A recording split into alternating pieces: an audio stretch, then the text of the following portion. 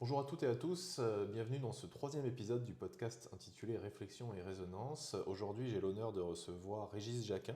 Régis Jacquin, bonjour. Tu es directeur juridique et RH chez Altametris. Tu es également conférencier et auteur, ainsi qu'enseignant à l'université de Bourgogne. Donc pas mal de casquettes différentes, on aura l'occasion d'en reparler. Comme pour les épisodes précédents, nous allons pouvoir discuter du parcours de l'invité. Ensuite, nous allons pouvoir discuter de l'actualité numérique et en droit du numérique. Et enfin, on va aborder, alors non pas cette fois-ci les thématiques de recherche de l'invité, quoique tu écris également certains articles, mais on va pouvoir parler de ton métier, enfin, plus exactement tes métiers, puisque tu as plusieurs casquettes, effectivement.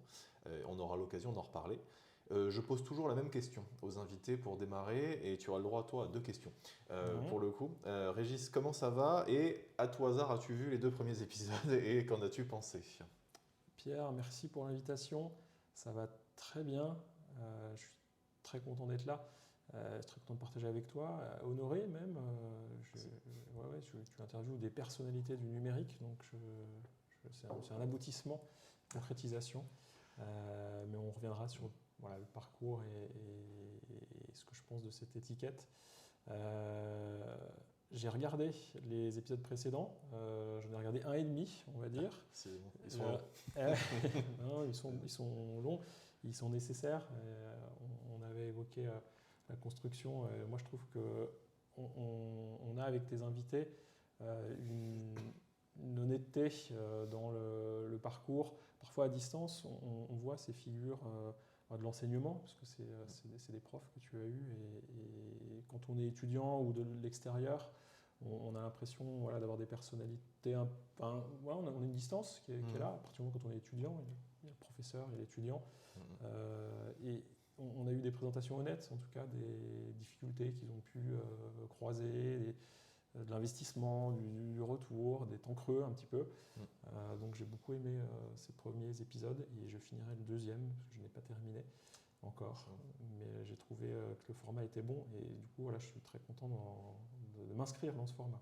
Écoute, merci à toi pour ce retour. Alors, il y a un terme que tu as utilisé la semaine dernière que j'avais beaucoup aimé, c'était le terme comète pour désigner justement des personnalités où quand on est étudiant, c'est vrai qu'on a tendance à mettre soit le corps enseignant, mais aussi les professionnels qu'on rencontre sur un piédestal. Pour certaines personnes, ils ont l'air d'avoir eu un parcours incroyable, une situation incroyable, et puis de faire des choses qu'on ne peut pas penser nous-mêmes réaliser, alors que c'est souvent pas le cas, justement. Donc j'ai beaucoup aimé ces termes-là, et justement, on va revenir sur ton parcours qui, d'un regard extérieur, tu vas nous en parler, a l'air quand même très impressionnant, mais qui est atteignable et surtout qui n'a pas été fait simplement pour, j'allais dire, la frime. Il a été fait à un but bien précis, dans un temps aussi bien précis. On va y revenir justement. Et je précise, une des raisons pour lesquelles j'ai monté le podcast, c'était justement pour permettre aux étudiants aussi de pouvoir découvrir la facette cachée des professionnels qu'ils rencontraient, des enseignants qu'ils rencontraient, de pouvoir découvrir justement des êtres humains avec leurs forces, leurs faiblesses, tout simplement. On va commencer par ton parcours. La première question est très générale et c'est la première question que je pose aussi aux invités. C'est est-ce que tu peux nous parler de ton parcours? D'où viens-tu? Parcours scolaire jusqu'à l'université. En réalité, tu commences où tu veux, tu termines où tu veux. On ira après sur tes métiers plus tard. Est-ce que tu peux nous faire un petit récapitulatif de par où tu es passé? Oui, avec plaisir. Ouais. Moi, je grandis en Bourgogne, dans une ville qui s'appelle Le Creusot. Petite ville ouvrière située en Saône-et-Loire. Je suis dans une filière publique. Je fais un bac économie, un bac ES, économique et sociale. Je prends des options Sciences Po. Je me sens au lycée. Je commence un peu au lycée, ni littéraire. J'aime bien la matière, je suis plus littéraire que mathématique, alors encore moins mathématique. Puis là, il y a déjà peut-être un paradoxe chez moi, c'est que par contre, j'aime beaucoup les sciences, j'aime beaucoup la technologie, mais je ne me sens pas chiffre, même la physique, ces matières. J'en aime beaucoup le fonctionnel, l'usage. J'aime beaucoup la tech, une nouvelle fois, déjà adolescent. Mais j'ai envie de comprendre comment fonctionne la société, les règles, et il me semble que éco, social, Sciences Po, je prends une option Sciences Po en première terminale, ça me semble être ce qui va m'apporter un cadre de compréhension.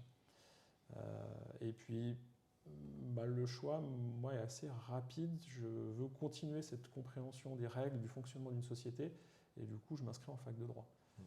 Ça me paraît cohérent dans mes attentes, dans ce que je veux faire, dans ma volonté de comprendre. Donc, je viens à Dijon, parce qu'il n'y a pas au Creusot, il y a une branche de l'Université de Bourgogne, mais il n'y a pas la filière droit. Donc, je rejoins la fac de droit au tout début des années 2000, en 99 ou 2000. Pour, à l'époque, on était avant la réforme, donc on était sur DUG, licence, maîtrise. Et je prends une orientation assez rapide, civile, affaires. Je veux aller, dès la première semaine, je me souviens, pour ceux qui connaissent cette fac, il y a les 2 gros amphithéâtres qui sont Aristote et Platon. Et la première semaine, il y a l'accueil par les associations notamment. Il y a le Corpo Droit, Elsa, etc. Et ils ont des tables, ils vendent les codes civils, les bouquins. Et puis il y a un petit livre des carrières aussi, les carrières juridiques, qui était distribué. Et cette semaine-là, je prends le petit bouquin, je feuillette, et pour moi les choses sont déjà claires, c'est que je veux aller vers les affaires, je veux aller vers l'entreprise. Voilà, dès la première semaine de fac, je me dis je serai juriste d'entreprise. Je veux aller dans un collectif, travailler en équipe, voilà, toujours une grosse curiosité des différents métiers. Et je m'inscris dès ce début dans ce parcours-là, dans cette volonté d'aller vers le collectif qui est une entreprise, avec un objectif supérieur.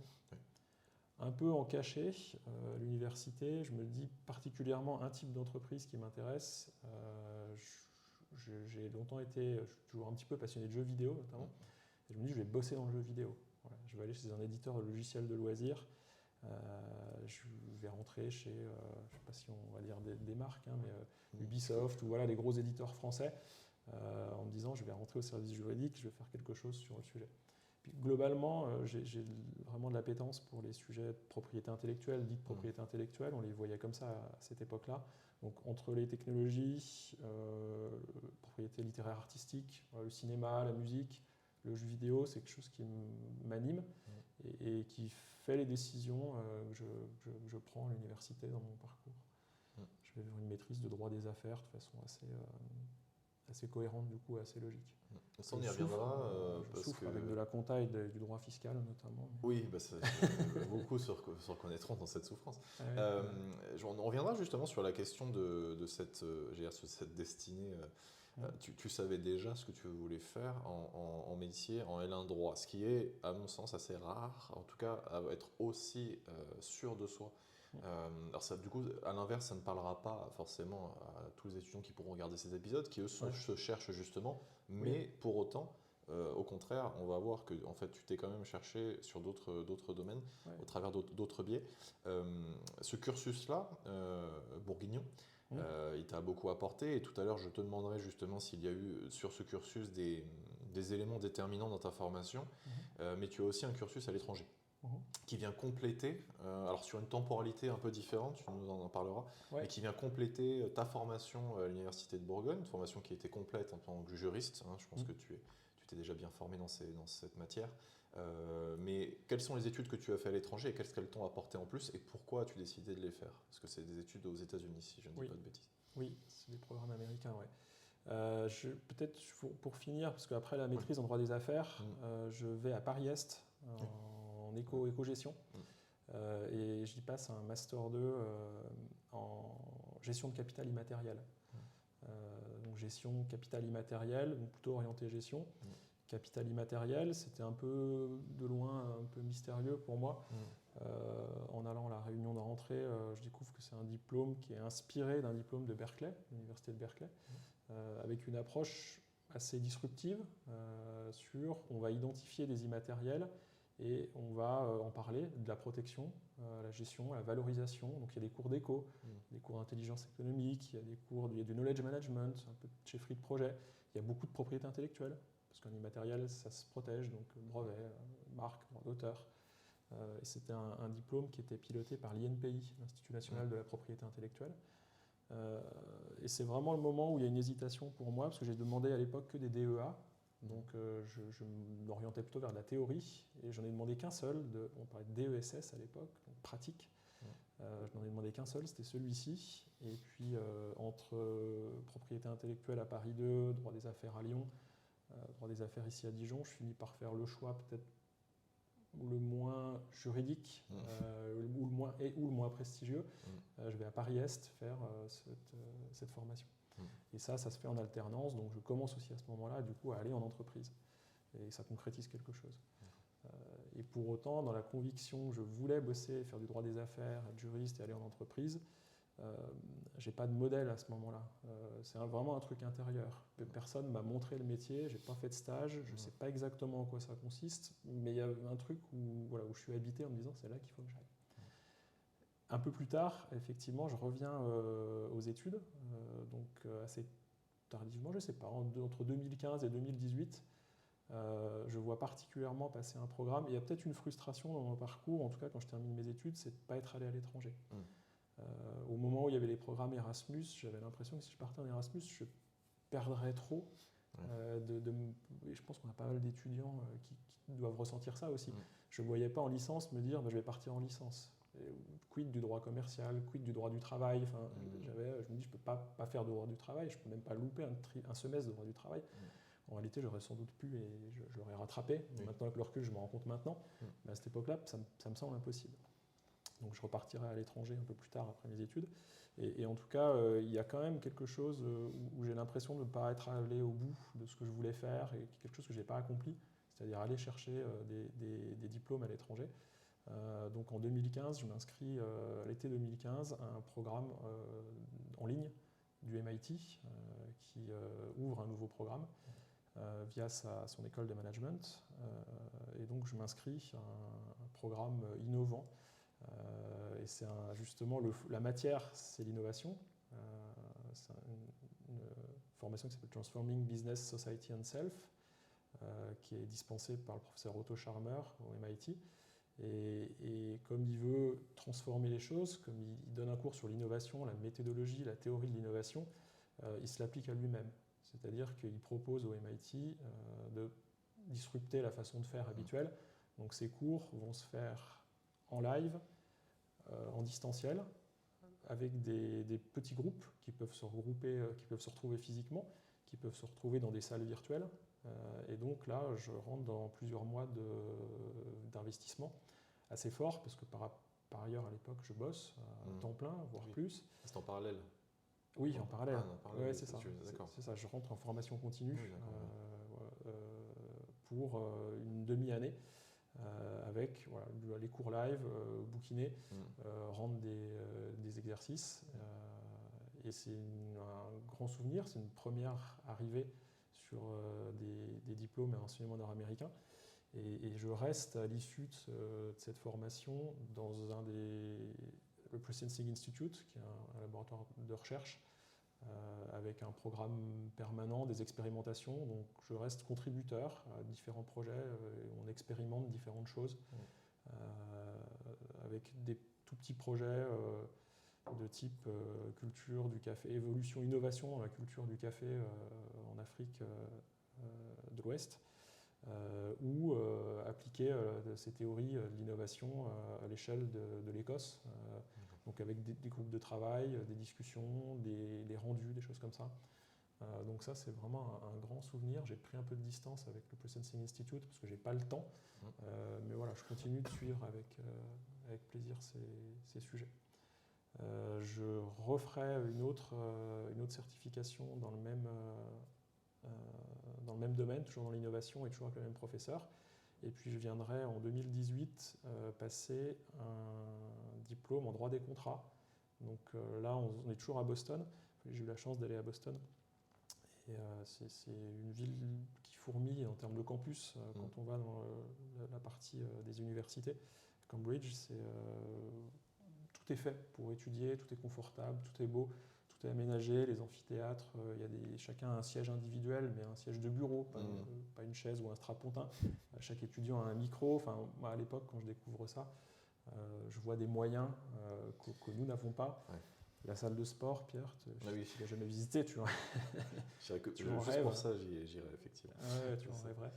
Il y avait des armées de Mac à l'époque, d'iMac, qui étaient à dispo des étudiants. Enfin, vraiment un aménagement et des moyens qui sont toutes sans commune mesure avec ce qu'on a dans nos universités. Et puis là, je vais passer du coup un diplôme en droit des contrats avec le professeur Charles Fried, qui est un grand marqueur aussi dans sa façon d'enseigner. Et puis pour moi, qui est hyper intéressant en 2018, parce qu'en 2018, j'ai commencé il y a 15 ans, on va dire, ma carrière de juriste. Et j'ai fait beaucoup de droit des contrats en début de carrière, beaucoup de négociations contractuelles, de droit des contrats. Et je reviens à la théorie. Et ça, c'est ce que je trouve super en formation continue. Enfin, j'encourage toujours à apprendre, à continuer à apprendre et à découvrir et à se reformer et à refaire tout ce qu'on peut, des MOOC, des webinars, à lire, etc.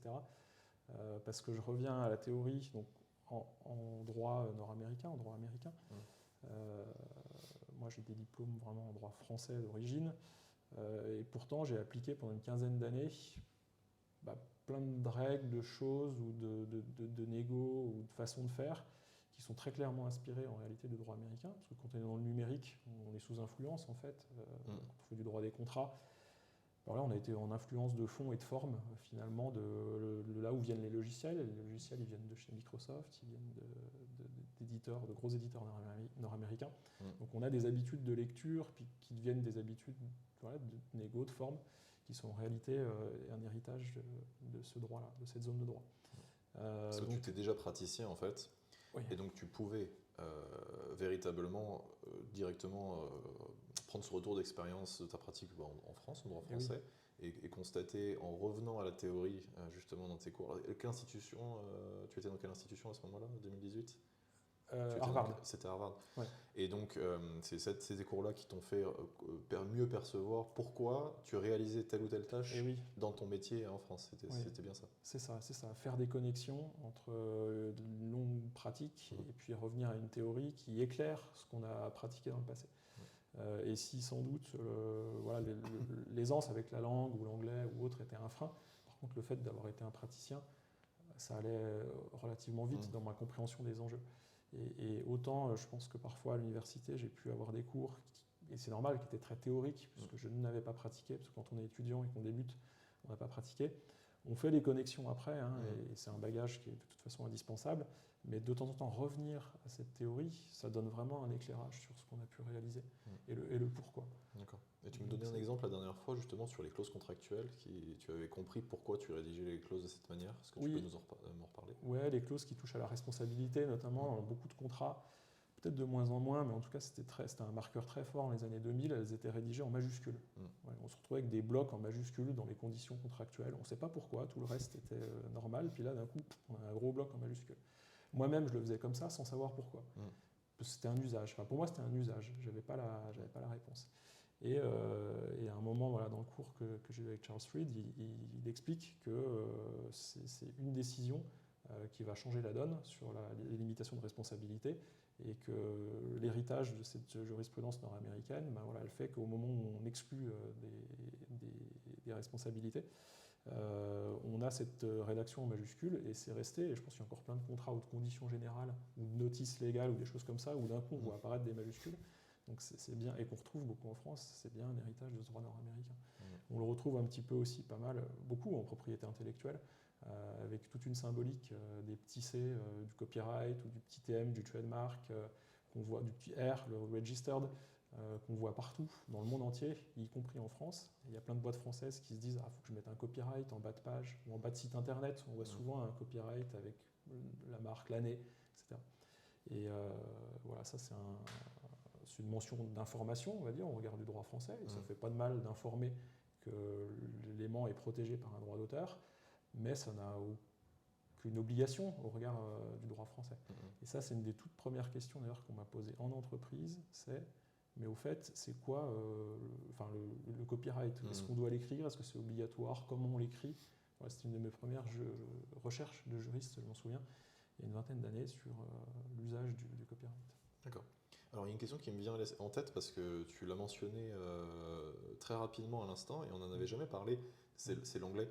Parce que c'est vrai que je partais du principe quand tu m'expliquais tes tes séjours à l'étranger que tu allais reprendre des études à l'étranger en ayant déjà une maîtrise de la langue qui soit, on va dire, quasi parfaite. En tout cas, tu étais sûrement bilingue déjà à l'époque. Malgré tout, ça intéressera sûrement les étudiants qui peut-être n'osent pas se lancer sur cette question-là de la langue. Comment ça s'est passé concrètement? Parce que non seulement il y a la langue, l'anglais, mais il y a la langue juridique. Et on sait que c'est deux domaines qui peuvent être des barrières. Moi, dans mon parcours et à ce stade, l'anglais juridique, je l'ai déjà parce que j'ai pratiqué. Donc l'anglais des contrats, bon, je le connais, je le pratique. Si je reviens un petit peu en arrière, au moment où j'ai terminé mes études et où j'ai commencé déjà à bosser, j'ai bossé dans des agences de marketing digital où j'étais juriste. L'anglais me manque par contre cruellement à ce moment-là. Je n'ai jamais fait de séjour à l'étranger, je n'ai pas de diplôme. Donc je vais interrompre mon début de parcours, mon début de carrière, et je vais partir à l'étranger. Je vais partir au Pays de Galles à ce moment-là, au milieu des années 2000, faire complètement autre chose, puisque je vais être serveur, comme plein de Français qui partent à l'étranger, je vais être barman, je vais bosser dans un manoir dans la campagne galloise. Il y a pire. Ouais. C'est très isolé, hein, entre les moutons, c'était très vert. Et je passe un petit peu moins d'une année, mais en bar. Et je fais des belles rencontres, je rencontre beaucoup de gens. Comment tu l'as trouvé ce travail-là? Comment tu l'as trouvé cet emploi? Via une agence qui proposait l'expatriation, qui trouvait un job et un hébergement. Sachant que 90% des jobs, c'était du coup dans l'industrie de la restauration et de l'hôtellerie. Et ça me permet d'arriver serein en me disant qu'il y a un boulot et un hébergement qui m'attend. Et ça, les premiers jours sont compliqués parce que l'anglais est vraiment pour moi à ce moment-là très scolaire encore. La barrière de la langue, elle est cassée après quelques jours d'isolement linguistique. Je me dis il faut que j'y aille, donc je passe un cap et puis je commence à parler. Et voilà, ça c'est mon première expérience, première immersion. Donc l'immersion. En plus, on est à ce moment-là, au début des années 2000, on n'a pas les plateformes, la SVOD. Quand on regarde la télé traditionnelle, des séries, des films, c'est en français, on ne peut pas choisir la langue encore à cette époque-là. Donc je dirais qu'aujourd'hui, il y a peut-être d'autres outils. Il y a beaucoup de choses en ligne, il y a des applications. Voilà, à ce moment-là, tout ça n'existe pas, donc l'immersion était nécessaire. Oui, les méthodes, c'était la méthode brute force pour apprendre l'anglais, et avec celle-ci, il fallait aller directement au front. J'y retournerai un peu plus tard, faire un deuxième séjour et habiter cette fois dans la région de Londres. Et c'est ce qui casse, casse la barrière et qui fait que même si l'anglais n'est pas toujours très fluide, parce qu'il n'est pas pratiqué au quotidien, parce que je ne pratique pas au quotidien, alors, en revanche, en compréhension, et c'est celui qu'il faut débloquer pour aller passer des diplômes, c'est vraiment la compréhension, puis malgré tout une certaine aisance à l'écrit. Voilà, l'oral, dans la mesure où vous n'allez pas passer des examens ou des oraux, à la rigueur, c'est peut-être moins important. Et j'y suis allé en me posant, ces diplômes nord-américains, effectivement, je me suis posé la question de la langue. Alors, ça a été plus long, je pense, pour moi que pour d'autres. Je reprenais beaucoup de temps sur les cours. Je prenais sans doute plus de temps aussi à l'écrit, en rédaction. Mais au final, je m'en suis sorti. C'était un vrai test et une vraie incertitude. C'est ce que je réussirais à partir avec le diplôme. Donc oui, non sans mal et non sans investissement. Et plusieurs dizaines d'heures par semaine, et surtout le week-end et le soir, parce que je bossais à cette époque-là. Donc ça a marché. Ça, il y a deux éléments qui sont hyper intéressants pour les étudiants qui regardent ce podcast. Le premier, c'est que oui, on dit telle personne a fait un diplôme de Harvard, un diplôme du MIT. Voilà, il y a des difficultés. C'est pas non plus, ça s'est pas fait de manière extrêmement simple, et on arrive au bout en faisant des efforts, en travaillant. Mais voilà, si vous y allez, évidemment, ce sera pas nécessairement facile, mais ça ne l'est facile pour personne. Et donc ça, c'est le premier point important de le mentionner. Le deuxième point, c'est que tu avais quitté un emploi stable, disons-le, pour faire une forme d'année à l'étranger, dans un emploi qui n'a plus rien à voir avec ce que tu faisais avant, ne serait-ce que pour changer d'air, t'immerger dans un pays, une culture, une nouvelle langue. Et je pense qu'il y a beaucoup d'étudiants qui peut-être ont ça dans un coin de leur tête, aimeraient bien se lancer à faire ce genre d'aventure-là, et se disent peut-être je vais perdre un an, je vais pas... Alors que non. Effectivement, t'as jamais eu cette impression d'avoir perdu une année, bien au contraire, ça a été hyper enrichissant. Et sur la durée, oui, c'est même le contraire. Plus le temps passe, plus je lui donne de la valeur au temps et au temps qui passe.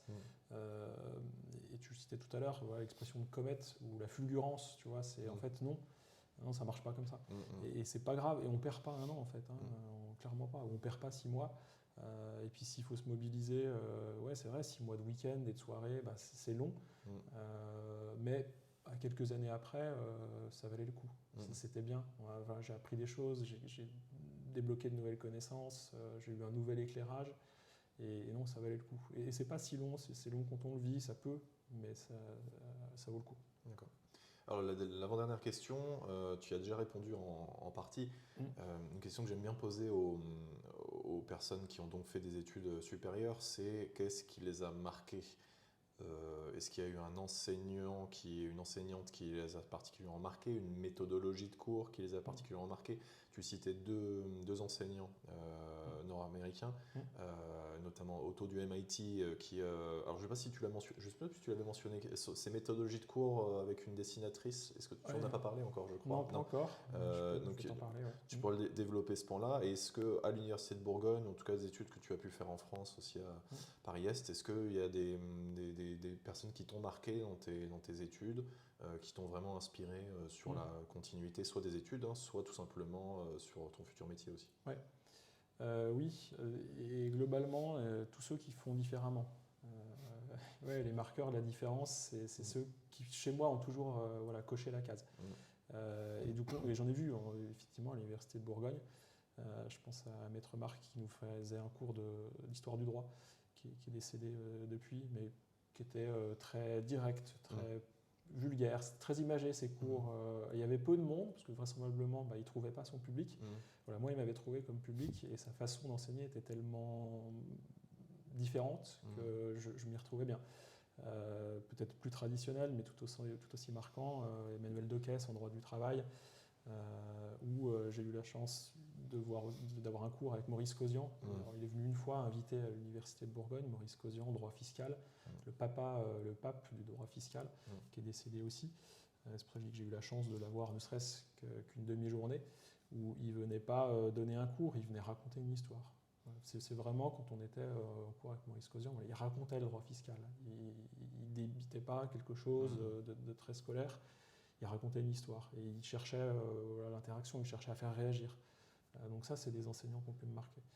Et tout autant, Charles Reed à Harvard raconte le droit des contrats. Enfin, c'est des histoires de poulailler, c'est très, c'est pareil, c'est très imagé de migrants qui arrivent aux États-Unis. Enfin, il y a quelque chose, il y a du storytelling naturel. On sent que c'est naturel. Ils ne cherchent pas particulièrement à faire quelque chose. C'est comme ça qu'ils voient les choses.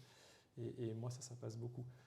Otto Scharmer au MIT, puisque tu m'as demandé d'en parler, effectivement, dans son approche aussi de faire différemment. Et il enseigne l'innovation. Donc, il a une recherche perpétuelle de comment faire mieux. Et parfois, en faisant différent, on ne fait pas mieux, on fait moins bien. Mais en tout cas, il va avec la conviction qu'il va faire mieux. Et ses cours, il y avait 3 personnes quand il donne un cours. Alors, il faut avoir les moyens, une nouvelle fois. Mais donc, effectivement, il y a lui qui dispense son cours. Il a toujours une tablette tactile, donc il annote en même temps ses présentations et ses slides.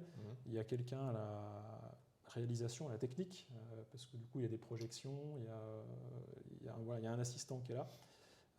Et puis, et ça, je ne l'ai pas vu ailleurs, il y a une illustratrice qui, donc, en même temps, qui dispense son cours sur les slides et à la voix. Il y a des vidéos aussi parfois qui sont lancées. Mais il y a une illustratrice qui, du début à la fin du cours, va mettre des éléments graphiques sur le tableau noir en bas de l'amphi. Et à la fin, ça va être une fresque avec de la couleur, avec des mots-clés, avec des éléments graphiques, visuels. Donc il associe l'imagerie aux mots et à la parole. Et ça donne un cours qui est assez inédit. Ça doit être impressionnant à voir la première fois. Oui. Ça doit être quelque chose. Ouais. Alors tu dis il faut des moyens, effectivement, parce que c'est sûr que à l'Université de Bourgogne, par exemple, c'est sûr que quand tu arrives et mon Dieu, le micro ne fonctionne pas, on est sur la première étape à régler les problèmes. Mais oui, non, mais ça doit être assez incroyable en tant qu'étudiant de découvrir des innovations pédagogiques de cet ordre-là. Mais ne serait-ce que le storytelling, tu en parlais, on sait que c'est efficace dans plein de domaines, le marketing l'utilise régulièrement, mais c'est vrai que dans un cours, ça permet ne serait-ce que de casser l'aspect. On sait que l'enseignement en droit n'est pas toujours l'enseignement le plus passionnant, parce que le droit, en fait, en soi, est très compliqué à rendre passionnant, puisqu'à un moment donné, il faut apprendre des règles et apprendre à les manipuler. Et en soi, on peut dire il y a plus passionnant. On Ouais. peut le rendre passionnant, on peut être passionné par l'application du droit et l'étude des règles, mais quand on est étudiant en L1, on sort du lycée, on ne connaît rien, c'est compliqué de prendre de la hauteur justement là-dessus. Ouais. Donc des innovations pédagogiques à reprendre. On reparlera peut-être plus tard sur la troisième partie du métier d'enseignant aussi, parce que tu es enseignant aussi, et du coup on a eu l'occasion il n'y a pas si longtemps que ça de faire une première expérience d'un cours à 3 enseignants auprès des Master 2, expérience assez riche, on en reparlera tout à l'heure peut-être Avec plaisir, potentiellement. ouais. Je propose qu'on passe sur la discussion sur l'actualité. Alors, autant les 2 derniers interviewés étaient des enseignants-chercheurs et de par leurs travaux, ils vont avoir un regard effectivement sur l'actualité en droit du numérique et en numérique tout court. Il se trouve que de par ton métier à toi aussi, de par juste ton appétence pour la thématique, tu as toi-même un regard en fait assez spécialisé sur pas mal de thématiques qui touchent aux nouvelles technologies, au numérique et au droit du numérique. La première question, elle est assez générale pour entrer dans le bain.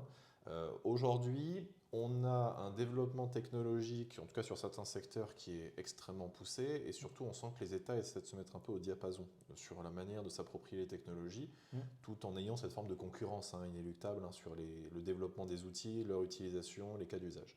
La première question est la suivante, qu'est-ce que tu penses aujourd'hui de l'appropriation de la technologie par les entreprises françaises?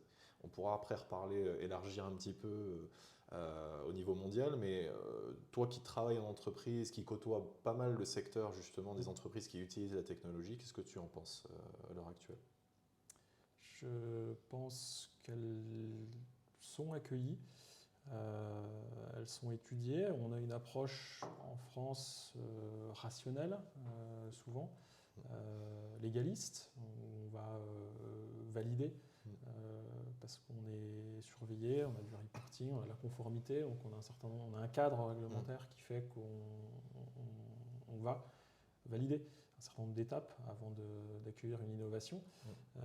Mais la France et l'Europe et l'Union européenne en général sont quand même des berceaux d'accueil. On innove, on crée de l'innovation et à ce titre, on en bénéficie sans trop s'interroger puisqu'on prend des innovations développées par des sociétés françaises, développées en interne. Et je crois qu'on a cette culture de la concurrence, de l'adaptabilité. Et en même temps, on accueille aussi des cultures qui viennent d'Amérique du Nord, d'Asie et des innovations qui arrivent avec. Plutôt positivement, moi je n'ai pas le sentiment que les entreprises françaises sont en retard ou en recul. Certes, elles évoluent dans un cadre différent, mais elles ont la même appétence à faire mieux, à faire différemment. Et voilà, à l'échelle, moi peut-être de ma petite structure ou de mon groupe, qu'on n'a pas encore cité, puisque je travaille dans le groupe SNCF, plus particulièrement d'une filiale d'SNCF Réseau, qui est le gestionnaire de l'infrastructure ferroviaire. Et moi, je travaille dans une structure filiale de ce groupe SNCF Réseau qui s'appelle Altamétris, qui est un acteur de la donnée. Nous, on va avoir une spécialisation sur la collecte de la donnée, à son traitement, à sa livraison. Et cette donnée, ce ne sera pas une donnée brute, ce sera une information. Donc, c'est une donnée qui va être traitée pour pouvoir aller délivrer quelque chose qui est plus de l'information et pas juste de la donnée brute. C'est un peu abstrait ce que je suis en train de dire là, et peut-être que pour illustrer comment on va aller collecter ces données avec des vecteurs. Ces vecteurs, ça peut être des drones, des hélicoptères, des trains. Sur ces vecteurs, on va devoir mettre des capteurs, c'est eux qui vont aller chercher la donnée. Donc ça peut être des appareils photo pour avoir des données images, ça peut être des capteurs LIDAR pour avoir des données 3D, des nuages de points. Puis derrière, on va avoir une chaîne de traitement avec des algorithmes, des logiciels qui vont permettre de livrer et d'enrichir ou de traiter automatiquement ces données. Donc on utilise aussi des méthodologies d'IA qu'on a développées en interne pour arriver à traiter de façon automatique des données et aller délivrer une information à un client final. On est très à l'écoute du monde de l'open source, des acteurs et des grands acteurs nord-américains. On regarde avec beaucoup de curiosité les acteurs asiatiques. Quand tu travailles dans le monde du drone, les acteurs asiatiques étaient obligés de travailler avec parce qu'ils sont en avance forte sur l'innovation. Il y a une grande société qui s'appelle DJI, qui est le leader mondial en matière de drone. Donc on observe, on utilise, on teste, on valide, Et ça, nous, à notre échelle, je pense qu'on le retrouve globalement dans l'ensemble des entreprises françaises. Donc voilà, la technologie, elle est prise, appréciée. Peut-être par rapport à d'autres zones, et encore, je ne suis pas assez immergé dans ces autres zones géographiques, avec peut-être plus de cadres, d'éthique, parce qu'on a déjà on a ces textes européens, mais je pense qu'on a des convictions aussi. Donc c'est sûr qu'on prend en considération, quand on déploie, l'impact humain, environnemental, sociétal. Je te dis parce qu'on y est contraint, mais sans y être contraint, il y a aussi plein de boîtes qui veulent juste faire les choses bien, par conviction, par valeur. Donc c'est voilà, on le fait comme ça. Je vois que dans d'autres zones, c'est peut-être moins le cas. En tout cas, ici, on le fait comme ça. J'aimerais bien que tu développes une des technologies que vous utilisez. Justement, tu mentionnais les drones. Tu en avais parlé lors des tables rondes sur l'intelligence artificielle. On reviendra sur l'IA plus tard. Mais je trouve que c'est un bon exemple pour illustrer l'utilisation d'outils dont on parle quand même assez régulièrement. Je pense que tout le monde est au fait de l'existence des drones. En revanche, la manière dont on les utilise, le cadre réglementaire qui les régit et des distinctions parce que le vocabulaire est assez mal utilisé. Je réentendais le terme de drone autonome la dernière fois, drone automatisé.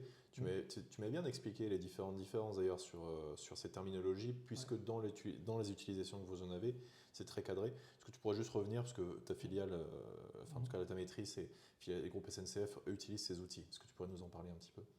Oui, bien sûr. Oui, on a l'intérêt du drone, c'est que c'est un vecteur qui peut aller là où l'humain ne va pas, là où l'œil ne va pas. Donc, on va dire dans les premières idées, dans les premiers usages, on parle d'œil déporté. On va aller observer quelque chose qui est inaccessible ou qui est dans un environnement dangereux. Donc on a aussi, nous, tout un postulat sur la sécurité.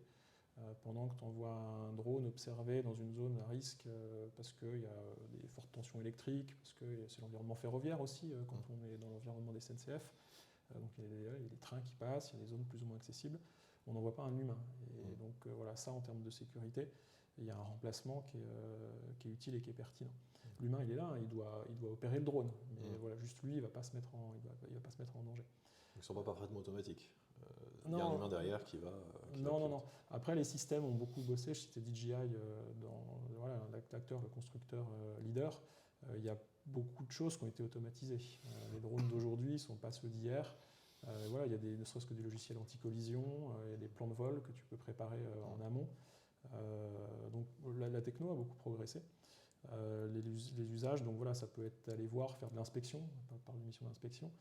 Ça peut être des missions de sûreté pour aller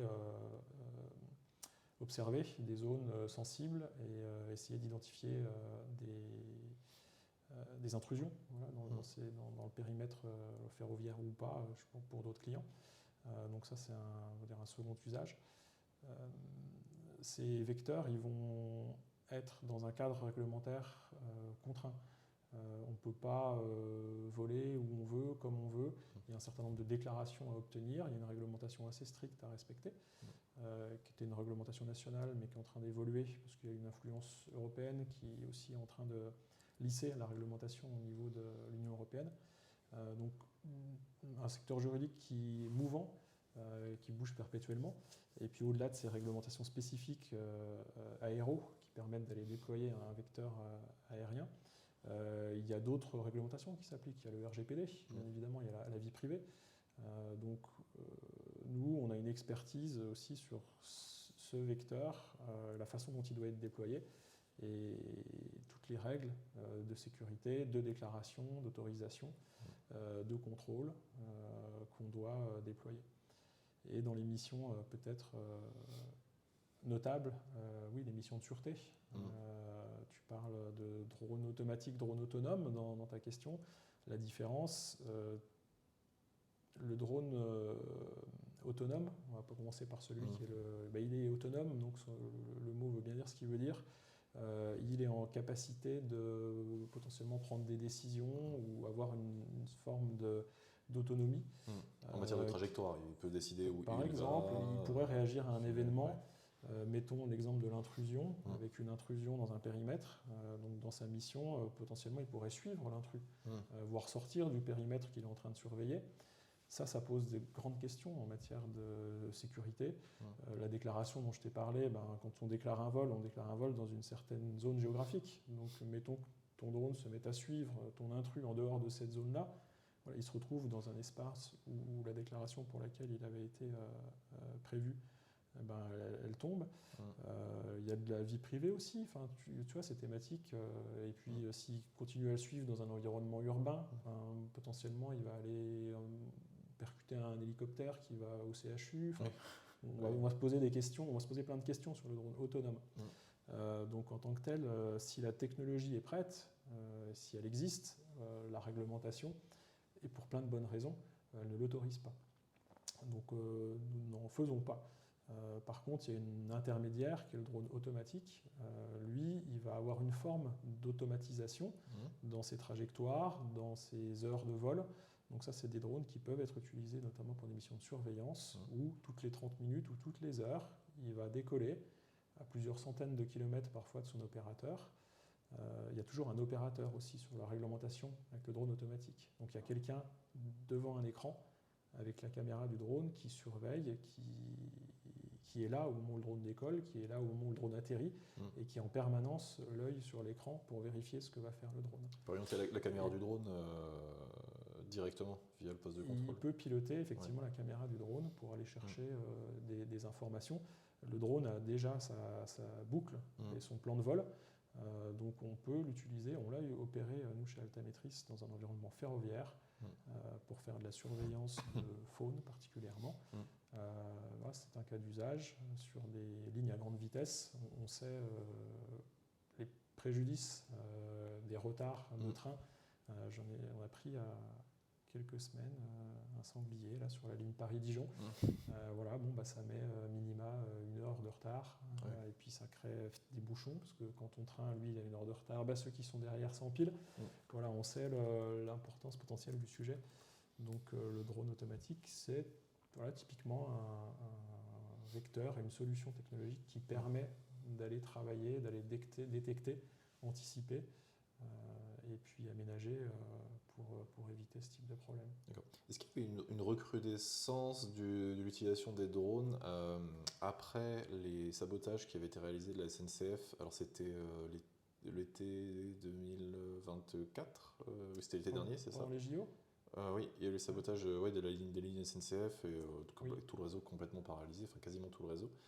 Il y a eu une reconnaissance des drones, il y a eu même peut-être un allègement des autorisations à ce moment-là, peut-être sur leur utilisation. Est-ce que ça a changé quelque chose? Ça n'a pas changé fondamentalement les choses. C'est-à-dire que, oui, le groupe a déployé un système en urgence pour sécuriser les lignes à grande vitesse et on a participé, nous, au déploiement de plusieurs équipages avec les drones, les autorisations qui vont bien. Alors, oui, elles ont été rapides, mais on peut les obtenir rapidement en réalité si les autorités sont réactives. Donc on est resté dans le cadre légal sans aller chercher des exceptions ou tordre la réglementation. Il n'y a pas, à ma connaissance, une fois le marché, je ne le maîtrise pas globalement, il n'y a pas plus d'usage. Il y en a eu un usage plus élevé à ce moment-là. Effectivement, il y a eu un pic, parce que c'est un des moyens à disposition, et pas que de nous et de l'opérateur SNCF, mais il y a eu, je pense, beaucoup d'usage de drones pendant les JO en général, notamment des autorités de police, incontestablement, et elles ont dû, j'ai pas de chiffres et de data, mais bien évidemment, elles ont dû utiliser le vecteur. Il n'y en a pas plus depuis, par contre. Une fois le pic passé, nous, on n'a pas déployé particulièrement plus de ce type de vecteur. Oui, d'accord. Alors, parce qu'il y a une thématique que je voulais qu'on aborde, ce qui me revient en tête, on en avait parlé la semaine dernière, c'était l'élimination des drones. Parce qu'on avait parlé de l'élimination par laser. Alors, on y reviendra par le biais de ma seconde question sur l'actualité, ma deuxième question. J'aimerais qu'on revienne sur les JO, et notamment sur la thématique qui a fait l'actualité pendant pas mal de jours et qui continue de faire l'actualité, c'est la vidéoprotection algorithmique. Oui. On sait qu'avec les Jeux Olympiques, on a pu mettre en place une réglementation d'exception qui permettait l'expérimentation de la vidéoprotection algorithmique. On va revenir d'ailleurs sur le vocabulaire, parce qu'il y a beaucoup beaucoup de mythes sur ce qui peut être utilisé, pas utilisé, la reconnaissance faciale, les données biométriques, etc. Ouais. Tu as eu un regard direct sur ces événements, déjà parce que tu étais sur place pour les Ouais. constater. Et voilà, dans le cadre effectivement de ton travail, tu as aussi à réfléchir sur ces questions de la vidéoprotection algorithmique. Ma question, c'est voilà, quel est ton regard sur le déploiement de ces systèmes-là, en sachant avant les JO et avant cette réglementation d'exception, il y a déjà eu en réalité de l'utilisation de la vidéoprotection algorithmique, parfois de manière illégale par certains maires, certaines communes. Euh, Qu'as-tu pensé de l'expérience des JO? Et à ton avis, qu'en est-on maintenant? On sait que le rapport est sorti, le rapport a été remis au ministère de l'Intérieur Oui. sur justement le bilan de cette vidéoprotection algorithmique. Oui. Un rapport nuancé. On va dire ça. Et à juste titre, puisque les expérimentations, il est fidèle aux résultats des expérimentations. Oui, concerné à plusieurs titres. Un, par curiosité, déjà je suis sujet, bien évidemment. Alors, en tant qu'altamétrice, mais nous on ne fait pas de vidéoprotection algorithmique, on fait de la vidéoprotection traditionnelle, et on n'en fait pas, on fait de la vidéosurveillance, puisqu'on est sur des sites et des emprises fermées, donc on vole au-dessus de nos emprises, et on surveille et on essaie de détecter des intrusions, mais sans automatisation. C'est de la vidéosurveillance. Oui, exact. Voilà, pas de la vidéoprotection. Exact. Sur l'espace public, oui, j'étais en première ligne puisque nos bureaux sont au Stade de France, donc j'étais dans un périmètre très sensible. Et on avait, alors oui, on voyait depuis notre terrasse les canons anti-drones. Oui. On était dans un périmètre très surveillé avec les barrières, les contrôles de sécurité. Et un secteur, un quartier dans lequel la préfecture avait déployé des systèmes. Et puis voilà, par ailleurs, dans le groupe, et le rapport en fait état, la vidéoprotection a été testée dans les gares, dans le métro. Donc il y a eu un certain nombre d'expérimentations qui ont été menées. Sans surprise, les résultats ils sont nuancés, parce qu'il y a des périmètres et des usages pour lesquels ça fonctionne bien, ça a bien fonctionné, notamment les intrusions, toujours. On parle beaucoup d'intrusions depuis un petit moment, mais voilà, ça fonctionne bien sur les intrusions. À partir du moment où la caméra détecte une intrusion dans un secteur où il ne devrait pas y avoir quelqu'un, voilà, il y a une forme d'alerte qui fonctionne assez bien. Ça a pu fonctionner sur des mouvements de foule, par exemple. Ça a dysfonctionné beaucoup dans les expérimentations, dans les cas d'usage qui avaient été prévus, qui avaient été validés. On voit que ça n'a pas bien fonctionné, par contre, sur l'abandon, la détection de bagages abandonnés. Ouais, c'est ça, de bagages abandonnés ou d'éléments abandonnés dans un espace public. Ça a moins bien fonctionné parce que la caméra confondait des fois des personnes qui étaient stationnaires et qui considéraient que c'était un bagage abandonné. Sans domicile fixe, j'ai vu, était confondu avec des bagages abandonnés des fois. Oui, exact. Ouais. Ou le matériel des agents d'entretien. Voilà, par exemple. Ce qui est dommage. Confondu. Oui, c'est ça, qui reste un peu statique à un moment aussi, et hop, ça envoie une alerte. Donc, il y a des cas pour lesquels ça a bien marché, des pour lesquels ça a moins bien marché. Ce qu'il ne faut pas aussi oublier, c'est que ce rapport, il fait un état de l'art à l'instant T, sauf que l'instant T, il est déjà passé. On voit que dans la tech et puis dans l'IA en général, les choses vont très vite. Les logiciels progressent très vite, les versions se succèdent, et voilà, je dirais qu'il ne faut pas oublier cet aspect-là. Donc ce qui a dysfonctionné l'été dernier, c'est peut-être peu ou prou déjà corrigé, et je ne connais pas forcément bien les éditeurs dans le détail pour savoir quelles améliorations ils ont apportées depuis. Ce qui est évident, c'est qu'ils n'ont pas eu une version figée dans le temps sur laquelle ils se sont arrêtés. Ils ont continué de développer. Ils ont développé cet été, ils ont corrigé. Il y a des choses qui sont peut-être de l'ordre du bug même, tu vois. Donc ils ont continué d'entraîner les algorithmes. Et de façon évidente, on va progresser. La technologie va progresser sur tout ce qui a fait défaut à ce moment-là. Oui, parce qu'en fait, la question qui se pose, c'est la proportionnalité dans l'utilisation de l'outil. Alors, en 10 secondes, pour débunker peut-être certains mythes, est-ce que quelle est l'utilisation de la reconnaissance faciale dans le cadre de ces expérimentations? Mais il n'y en a pas. Il n'y en a pas. Il n'y en a pas. Pas du tout. Non, Donc, il n'y en a pas eu. C'est comme tout à l'heure, la technologie, elle est prête. juste l'usage, il n'existe pas. Voilà. C'est pour effectivement revenir sur des éléments, parce qu'on pense vidéoprotection algorithmique, ça ne veut pas forcément dire reconnaissance faciale, c'est juste tu prends une caméra et il y a un algorithme, une IA qui va examiner l'image, on l'a programmée pour qu'elle détecte des intrusions, pour qu'elle détecte des groupements, pour qu'elle détecte des objets. Ouais. Donc la question, c'est la question de la proportionnalité. Est-ce que le résultat en matière de sécurité atteint par l'outil est meilleur que le résultat par l'humain, et est-ce que l'amélioration, s'il y en a une, elle se légitime parce qu'on sait qu'il y a des risques pour les données personnelles, pour la vie privée. De ton opinion, sur la mise en place de ces vidéoprotections algorithmiques, en tout cas dans le cadre des JO, est-ce qu'on a eu une véritable plus-value à leur utilisation? Est-ce que le rapport semble être mitigé justement sur cet aspect? Oui. Mon sentiment et ma conviction, c'est oui. Si je dois répondre, oui. C'est un outil. Derrière, il y a toujours eu des humains. C'est un outil qui simplifie, qui automatise. Plutôt que d'avoir juste une caméra qui ne sait rien faire, on a une caméra qu'on a augmentée, qu'on a paramétrée et qui sait faire quelque chose. Dans le cadre et dans le respect oui, de la vidéo, de la vie privée, du respect des données personnelles, comme tu dis, il n'y a pas de reconnaissance faciale. Est-ce que l'étape d'après, c'est qu'il y en ait? J'en sais rien, aujourd'hui il n'y en a pas. Enfin, il n'y en a pas eu et c'est pas prévu. Donc voilà, tant qu'on reste dans ce cadre-là, il me semble qu'on respecte une proportionnalité, qu'on respecte la vie privée et qu'à partir du moment où c'est juste pour identifier des bagages abandonnés, voilà, moi je ne vois pas, en tant que citoyen pour le coup, en tant que juriste, en tant que sachant, je ne vois pas pourquoi on ne le ferait pas. Si on peut automatiser ça, tout le monde gagnera du temps. On va dérisquer si ce bagage abandonné, en réalité, c'est un explosif. Je ne vois pas de raison de ne pas le faire. Après, il faut garder un cadre et je suis en phase. Et j'ai toujours été pour la protection des droits d'auteur, de la vie privée, j'ai toujours plutôt été actif pour l'encourager. Le RGPD avant le RGPD, le traitement des données personnelles, c'est des choses qui ont marqué mon début de carrière, mes écrits. Mes enseignements, j'ai toujours milité pour un respect de la vie privée et une protection accrue des données personnelles. Là, il me semble que quand on essaie de détecter un bagage abandonné, on n'est pas en train d'aller empiéter sur la vie privée. Après, tout n'était pas parfait dans ces dispositifs et peut-être quelque chose de symptomatique, et je te l'avais partagé, je le repartage.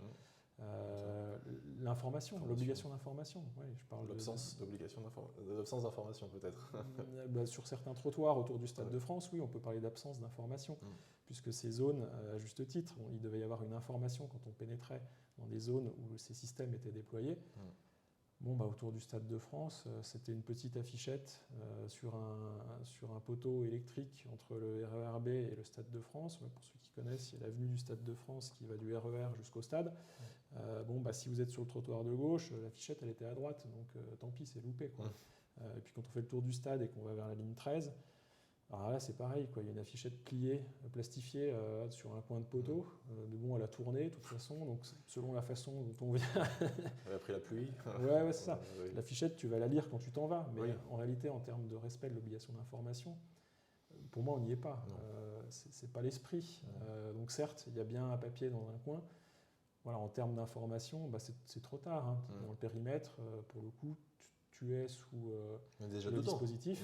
Et oui, tu es déjà dedans. Tu t'en rends pas compte, tu l'as pas lu. Donc, incontestablement, il y a des axes d'amélioration. Et on le voit dans cette obligation d'information sur ce sujet qu'il y a des tentatives et il y a des vraies progressions. On voit dans les gares, je fréquente beaucoup la gare de Lyon, on a des énormes affiches orange, là, des caméras noires sur fond orange qui sont vraiment de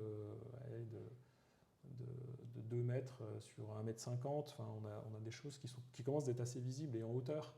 Donc il y a des tentatives, il y a des projections lumineuses au sol aussi qui te disent, quand tu arrives gare de Lyon, que tu rentres dans un système, dans un lieu où la vidéo est activée. Donc il y a des choses, il y a des tentatives au-delà de l'affichette sur un tableau d'information dans une gare. Il y a clairement des acteurs qui essayent de faire des choses. Oui. Mais la CNIL avait donné des informations, elle avait donné des recommandations qui n'ont pas été respectées pendant les totalement. C'est ça aussi qui est peut-être problématique. Exact, elle avait suggéré des ballons ou des choses qui identifiaient les zones. Là, on a été très loin, la préfecture était très loin de ça. Et ce qui est problématique, c'est que tu soulignes l'exemple de la gare de Lyon. mais justement, là, dans le cadre des JO, on avait des moyens qui permettaient de mettre en place une obligation d'information un minimum respectée. C'est quand même assez... ça illustre quand même le manque d'implication dans l'information du citoyen. On le retrouve dans plein de situations, mais c'est assez problématique.